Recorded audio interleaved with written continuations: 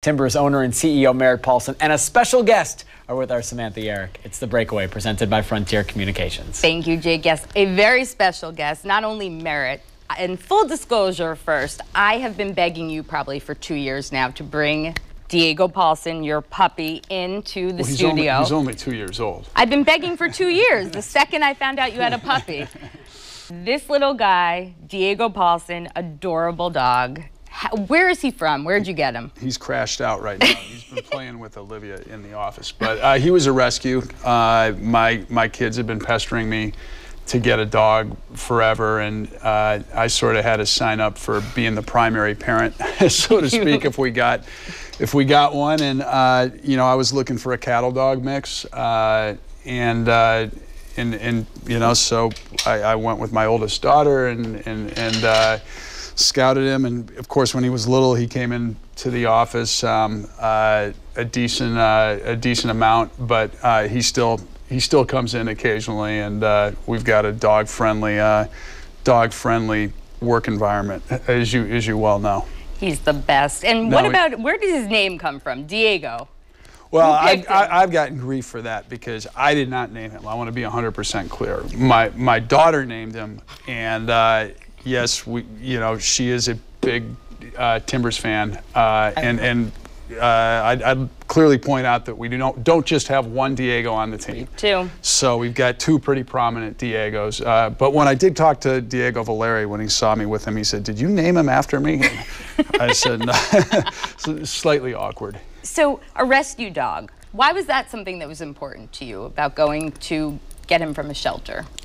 You know, I mean, I think it's, you know, there's definitely a lot of dogs that need help, and I also think that mixes are sometimes the most interesting dogs. They're unique. You know, I think, again, he's red heeler or Australian cattle dog, and he's got this little Japanese dog called a Shiba Inu, which looks like a little fox, mixed in with him as well.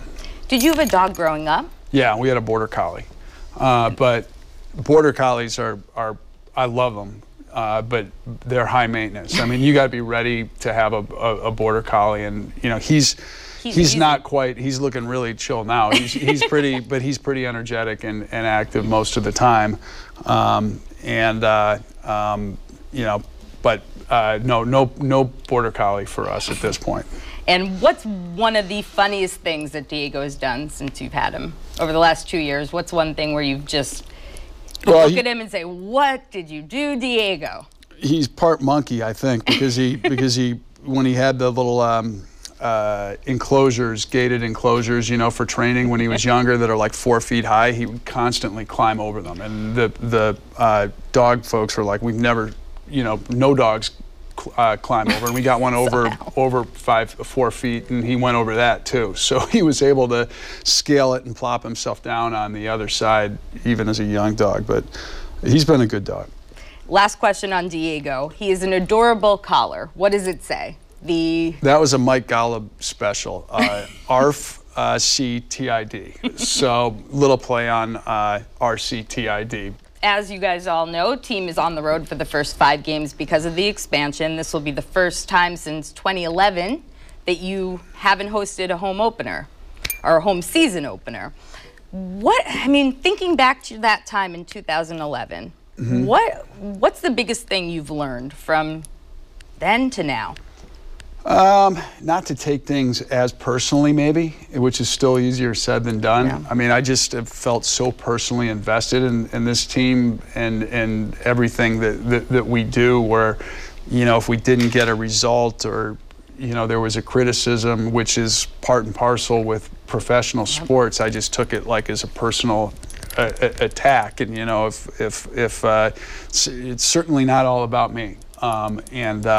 You can do what you can do, and you know, try to set the culture of an organization and get the right people doing the right things. But and I'll always, if I ever stop being nervous before games, if I ever am not really into it, that's the time to leave. Believe me, I'm none of that is dissipated, but at least I try to keep it less personal. And even in the days, those early days, you know, when I'd go down to see the team afterwards, it was always win, lose, or draw. I was down there every time, and I've continued to do that and try to take the emotion of the game. You know, it's important to be there for the players and the coach, and you know, provide support for them, you know, in the low times as well as the high times. Well, hopefully we'll have a lot more high times than low times this season. Cannot wait. Thank you so much for coming on Timbers in 30 this week, bringing Diego. Always nice to have a little dog yeah, here. no, he's crashed out. He's done. Well, thank you so much, and we're looking forward to the opener this weekend at LA on Sunday.